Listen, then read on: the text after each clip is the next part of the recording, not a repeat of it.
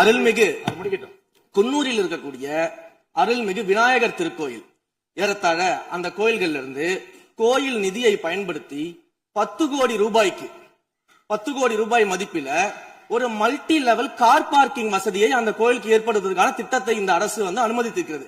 இதற்கு முன்னால் இருந்தக்கூடிய அமைச்சர் அவர்கள் அதை அறிவித்திருக்கிறாங்க. அந்த கோயில்ல ஒட்டுமொத்தமாக மாதத்திற்கு வரக்கூடிய பக்தர்களின் எண்ணிக்கையே 500 தான் ஆவரேஜா. அதே போல அந்த கோயில்களுக்கு அடிப்படையில கழிப்பறை வசதி கூட கிடையாது. இது மட்டும் இல்ல, குன்னூர் மற்றும் உதகையை சுற்றி இருக்கக்கூடிய அனைத்து பகுதிகளிலும் இருக்கக்கூடிய 50 கோவில்கள்ல பேசிக்கா இருக்கக்கூடிய டாய்லெட் பெசிலிட்டிஸ் கூட அங்க இருக்கக்கூடிய கோயில்களுக்கு கிடையாது. அப்படிப்பட்ட இடங்கள்ல கோயில் நிதியை பயன்படுத்தி எதற்காக மல்டி லெவல் கார் பார்க்கிங் தேவைப்படுது? அப்ப இது கமர்ஷியல் திட்டங்கள் இல்லையா? கோவில் நிதியை இப்படி கமர்ஷியலாக பயன்படுத்துவதற்கு எதிராக தான் நாம இந்த திட்டங்களை எல்லாமே தடுத்து, இந்த திட்டங்கள் தேவையில்லை, அதற்கு பதிலாக நம்முடைய